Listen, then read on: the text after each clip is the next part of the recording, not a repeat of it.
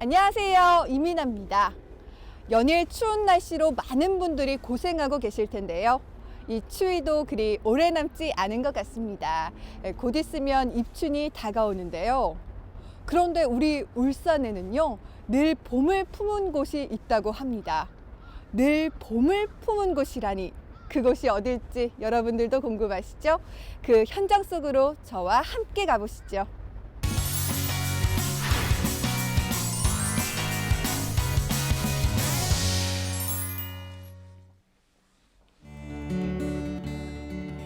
울산에서 관광지 하면 떠오르는 곳, 바로 태화강이죠. 이곳은 올 때마다 새로운 역사 이야기를 들려주곤 하는데요. 오늘은 봄을 품은 곳이라고 하니 무척 궁금합니다. 아직 날씨는 쌀쌀한데 이 수면 위로 비친 햇살이랑 오리를 보니까 뭔가 이렇게 좀 포근한 느낌이 들거든요, 선생님. 와, 벌써 태화강에는 뭔가 봄이 조금 더 빨리 찾아오는 것 같거든요. 그렇죠. 선생님, 그런데 오늘 이곳 태화강 주변으로는 왜 오자고 예. 하신 거예요? 아니, 이 이제 우리 울산 태화강을 중심으로 아름다운 경관, 그 역사가 있는 경관을 보기 위해서 온 겁니다. 이 강을 주변에 아름다운 그 정자, 정자? 누가 그 역사, 네. 그걸 좀 얘기를 하고 싶어요. 어떤 정자 말씀하시는 거예요? 우리 저기 보이죠, 남산정이라 보이죠, 남산정. 네, 아주 선명하게 보이고 있어요. 저런 정자가 이 주변에 굉장히 많았습니다. 그래서 이쪽에 태화강 이쪽으로 네 개, 네 개에서 저쪽에 건너편에 두 개가 유명했죠. 그리고 이쪽에 네 개는 이제 말하자면 이제 그 옛날에 그 만해정 있잖아요. 만해정.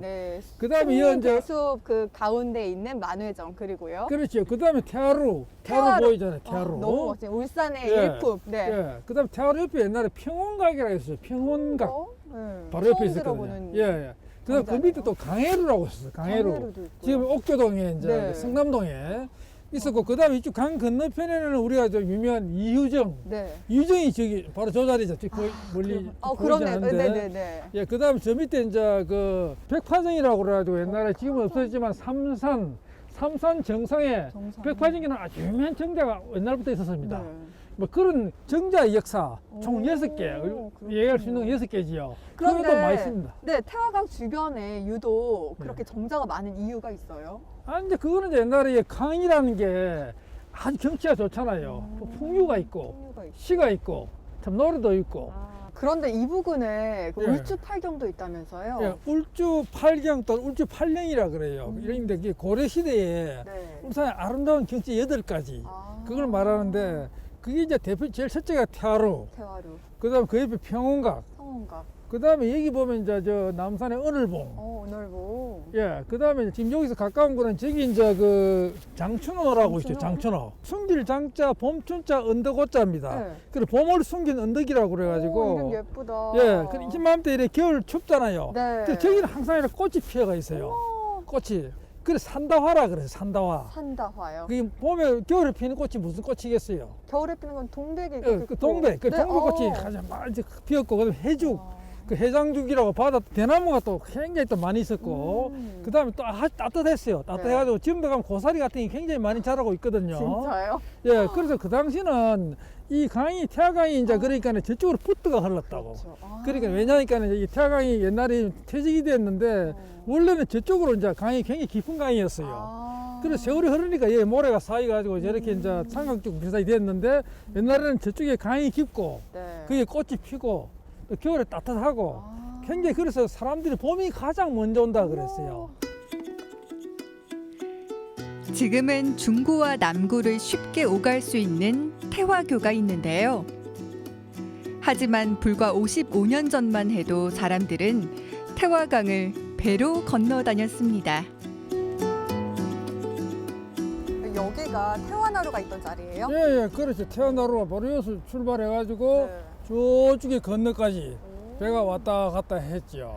배가 왔다 갔다 했던 풍광이 잘 상상이 안 가거든요, 선생님. 예. 그럼 언제까지 그럼 배가 왔다 갔다 했던 그렇죠. 거예요? 그거는 아득한 이제 신라 시대부터 네. 뭐 고려 이제 조선 시대, 그다음 외정 시대. 여기 이제 1966년에 7년에 태화교가 생겼습니다. 그럼 혹시 선생님도 예. 배가 오고 가는 걸 보셨어요? 그렇죠. 내가 옛날에 봤죠. 어머, 옛날에 신기해라. 그래, 그 당시에는 이제 철사 쪽으로 이래 걸어가지고 네. 배를 이래 이제 그 땡겨가지고 타는 사람이 이래 줄을 땡겨가지고 배가 이래 가고 오고 그랬는데 그런데 그 전에 조선 시대에는 이제 나루 사공이 배를 지어가지고 네, 이렇게 이제 왔다 갔다 했지요. 배를 타고 이곳을 왔다 갔다 하는 네. 사람들은 어떤 사람들이었어요? 그렇죠. 그 당시에는 제일 많은 사람들, 물론 당시에 이제 울산에 사는 울산 언민들, 울산 사람들이 왔다 갔다 했고, 그 다음에 우리 상인들, 보부상들도 있었고. 많이 왔다 갔다 했겠네요. 그렇죠. 그 외에도 뭐 일반, 특히 이제 거기 관영 그런 심부름하는 분들, 뭐 통인이라든지 뭐 이런 분들 있잖아요. 관청에 왔다 갔다 했고, 또 한양에서 내려온 사람들도 네. 있었고. 또 옛날에 그 기록에 하면 여기에 주막이 많았대, 주막도 많았대요. 주막집이 여기도 있고 저쪽에도 있고. 그리고 또 하나 재밌는 거는 매운탕집이 또 많았어요. 매운탕집이 옛날에 왜요? 매운탕. 네. 그래서 옛날에 그 다산 정약용이 기록을 보면 이 매운탕집에 비 내리는 여름날 네. 그 매운탕을 마시면서 술을 한잔 하면서 시를 지었다. 근데 그분이 옛날에 그 이제 귀향을 갔다 왔잖아요. 근데 옛날에 자기 부친이 1790년에 여기 이제 정재원 부사를 했습니다. 네. 아버지가. 그 당시에 자주 왔거든요. 그래 옛날 친구들을 만나기 위해서 여기 와서 이제 매운탕을 먹고 참 저 막걸리를 한 잔 마시면서 그 옛날 회포를 풀었다는 기록이 있습니다. 네. 그래 그 당시에는 이 경치가 참 아름다워가지고 그 사람들이 이래 여기 와서 한 잔 먹는 게 낙이었어. 울산 사람 낙. 그 즐거움이 있다.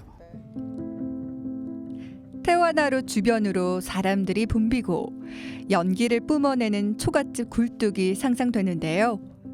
다산 정약용의 저서에는 당시 태화나루의 깊이가 얼마인지도 알려주고 있습니다. 궁금하시죠?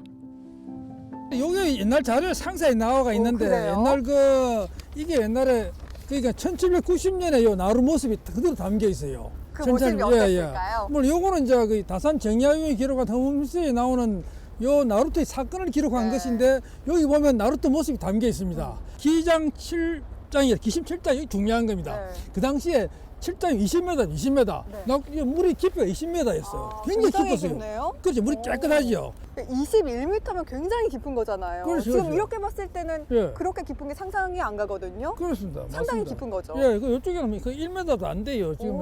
요 다리 쪽인데 저쪽은 좀 깊지만 네. 그 당시에는 물이 그 상류에서 굉장히 많이 내려왔습니다. 댐도 없고 네. 물이 그대로 내려왔죠. 그래서 내려오니까 굉장히 깊습니다. 저 끝에까지 그 푸른 물이 그 나루 이제 태화강이었고 네. 배를 지어가지고 저 끝까지 가서 끝까지 왔다 갔다 그래 했던 겁니다. 태화강에서 옛날 태화나루의 모습을 담은 사진을 발견했는데요. 100여 년 전의 태화강과 태화나루의 모습, 정말 평화롭고 아름다웠습니다. 정말 배랑 뱃사공이 보이네요, 선생님. 아, 그렇죠. 이제 배가 두 척이잖아요, 두 척. 그러네요. 하나는 여기 있고 하나는 여기 건너온 겁니다. 왔다 갔다 하면서. 그리고 와. 여기 지금 탈 사람이 기다리고 있잖아요. 그러네요. 말도 있어요. 여기 보니까 땅나기도 좀 태워가려고 지금 기다리고 있네. 그런데 태화루는 안 보이는데요. 태화루는 이제 임진왜란때 불탔기 때문에 태화루는 없어요. 태화루는 없어져 버렸잖아요. 임진왜란 지나면서 없어져 버리고.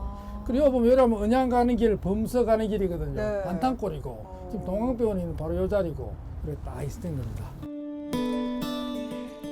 태화강엔 태화루만 있는 줄 알았습니다. 그런데 강 건너 월진 마을에도 멋진 정자가 숨어 있다고 하는데요. 바로 이효정입니다. 아, 이곳이 이효정이군요, 선생님. 예, 이유정입니다. 예. 아까 제가 생각한 것보다는 훨씬 예. 그 규모가 크거든요. 예. 네. 옛날에는 뭐 이래 훨씬 더 높았죠. 밑에 이제 저기 사람이 다닐 정도로 이래 높았는데 지금 이제 잘려가지고 이래 낮춰진 건데. 이효정이 원래 이 자리였어요. 아, 예. 요 자리죠. 예, 원래 이제 1662년에 그 울산 진사 이제 이동영 진사가 요 자리에 이제 지었을 때는 이미정이라 그랬어요. 그래서 강가에 이제 그 이래 바라볼 수 있는 뭐 이래 정자로서 지었는데 원래는 이제 이래 강이 이제 요 가깝게 이제 이래 흘렀던데 그 사이 세월이 흐르면서 이제 이래 퇴적이 되고 이래가지고 도로가 생기고 하다 보니까 이제 모래톱이 생겨서 좀 멀어졌지요. 아, 저는 이 주택단지 안에 있어서 어떻게 네. 강가 풍광을 이곳에서 봤을까 했는데 그게 아니라 예전에는 이 이효정 바로 앞에까지 강물이 흘렀던 거군요. 예, 그렇습니다. 조선시대에는 이효정 바로 옆으로 강물이 흘렀다고 합니다. 이효정에서 바라본 태화강의 풍광이 얼마나 아름다웠을까 상상이 되는데요. 어떤 사람이 이효정을 지었을지도 궁금해집니다.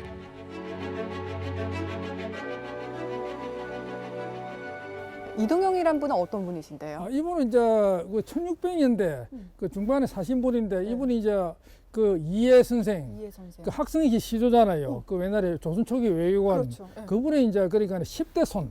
후손이에요. 예, 10대 후손이죠. 그 당시에 아직 대표 집안입니다. 그래서 네. 이분은 또 이래 사마시에 급제를 했습니다. 오. 그 사마시는 진사 생훈시에 급제를 해가지고 그 참 한양에서 이렇게 공부도 하고 해가지고 나중에 이제 그 급제하고 대과는 급제 못했지만 그 당시 그것도 대단한 거니까. 네, 그럼요. 그래서 울산에도 문화를 풍성하게 하는데 대단히 기여를 했던 훌륭한 분. 또 이런 유정을 보면 알지만 맞아요. 그분이 직접 지은 거니까.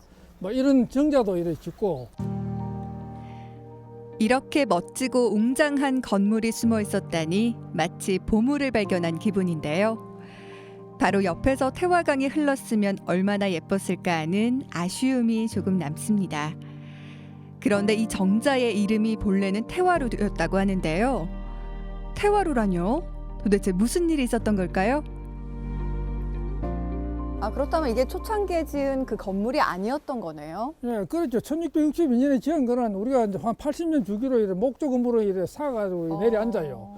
한 80년 새로 지어야 되는데, 그는 1940년에 그 당시에 이제 물론 건물이 오래돼가지고 이제 사갔는데 그 당시에 마침 그 이제 울산 학성관 그 누각입니다. 그러니까 그 이제 이렇게 객사 건물 앞에 있는 그 물루를 그 태화루라고 그 당시 일반 시민들이 불렀어요.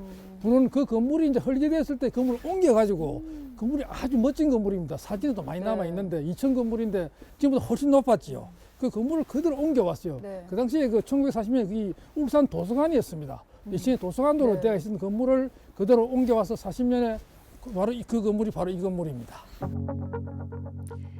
이효정만큼이나 눈여겨봐야 할 유명한 곳이 또 한 곳 있습니다. 봄을 숨긴 곳이라고 하는데요. 봄을 숨기다니 도대체 어떤 곳일지 여러분들도 궁금하시죠? 아, 선생님, 이곳이 장춘호예요? 아, 예, 장춘호입니다. 예, 봄을 숨긴 언덕. 와. 그래서 이제 이 봄이 가장 먼저 와요. 네. 이 울산에서. 그래서 이 봄 되면 꽃이 너무 좋아요. 꽃이 아름답게 피고 겨울 내내 있는 게 이제 해죽과 산다라 그랬습니다. 해죽은 이제 얘는 대나무 그죠? 맞아요. 그 대나무 해장죽 이런 거 치고 산다는 이제 그 동백꽃, 동백나무. 그걸 산다와라 그러고 아마 차나무도 있었던 것 같아요. 차나무도 있고 그다음에 여러 가지 새소리, 짐승들 뭐 이래 온갖 게 피어가지고 겨울이면 굉장히 따뜻했습니다. 그래서 겨울에도 꽃이 피어. 그래서 여기 아마 따뜻한 지열이 아마 있었던 게 아닌가. 왜냐하면 여기가 북쪽을 보고 있는데 이 찬바람이 안 불고 따뜻하다는 거죠. 그렇네요. 진짜 여기 주변으로 푸른 잎들이 많아서요. 봄이 벌써 찾아온 것 같은 그런 느낌이 들거든요. 예. 태화강을 수백 번 이상 오갔지만 장춘호는 오늘 처음인데요. 봄을 숨긴 언덕 장춘호. 이름부터 시적이지 않나요? 옛 조상들도 이곳을 찾아 풍광을 즐기고 시를 남길 정도로 유명한 곳이었다는 사실 오늘에야 알았습니다. 장춘호에 관련된 어떤 시가 있다면서요? 아, 예, 유명한 시가 있죠. 어떤 게 있을까요? 그 정포가 쓴 그 울주 8령 중에 장춘호 이 시가 바로 여기 있습니다. 와, 이게 굉장히 유명한 시입니다. 궁금해요. 1340년경 고려 충효왕 때 이분이 이제 그 시를 썼지요. 여기 와서. 그래서 장춘호다. 시에서 봄입니다. 봄. 당시에 그 치우는 우충고요, 군하는 소지무다. 이 봄날에 여기 이제 답청놀이를 온 겁니다. 답청. 사또들하고 이제 울주 자 유배를 왔지만 그 군수하고 이제 울주 그 사또가 와서 이 소나기가 왔다. 소나기가 이 봄에 꽃을 다 썰어가 버렸다. 군하는 소지를 해서 없어져 버렸다. 아깝잖아요. 안타깝잖아요. 그래도 동군은 어시 차간유요, 홍백은 만산우다. 그래도 동군이 아니라 봄입니다. 봄. 봄을 동군은 그래도 봄은 이 산에 머물러 있구나. 왜냐하면 그 홍백꽃이 피었다. 만산에 가득하게 그 진달래 피고 여러 가지 이제 그 왕분나무 피잖아요. 그죠? 그래서 격수는 가승이원이요, 연서는 주미유다.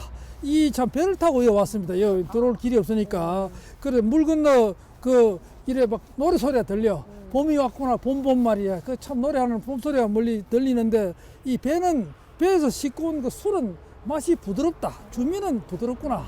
야, 이 그렇습니다. 700년 전에 장춘호의 풍광을 담은 시를 보니까요. 예. 꼭 시간 여행하고 있는 기분이 들거든요. 예. 와, 선생님 저는요, 예. 이 장춘호란 곳을 오늘 처음 알았어요. 예. 네, 이렇게 특별한 곳이 우리 울산에 있구나 막 예. 그러면서 기분이 참 좋은데, 선생님 장춘호는 우리 울산에서 어떤 의미가 있는 곳이에요? 그렇죠. 장춘호는 이제 우리가 자연이 있잖아요. 자연. 네. 이 이제 울산을 개발하는데 이 장춘호 이런 자연을 살려가지고 뭐 태화강 나루도 그렇고 네. 이 강가를 따라서 우리 자연을 최대한 살려서 개발하면 아주 영웅한 그 울산의 그 아름다운 자연이 자랑이 되리라고 저는 늘 생각합니다. 네, 향토사학자 이양우 선생님과 함께 늘 봄을 간직하고 있는 장춘호를 쭉 돌아봤는데요. 따스한 기운이 가득한 그런 곳이었습니다. 하루빨리 코로나19가 종식이 돼서 우리 삶에도 따뜻한 봄이 찾아오길 기대합니다.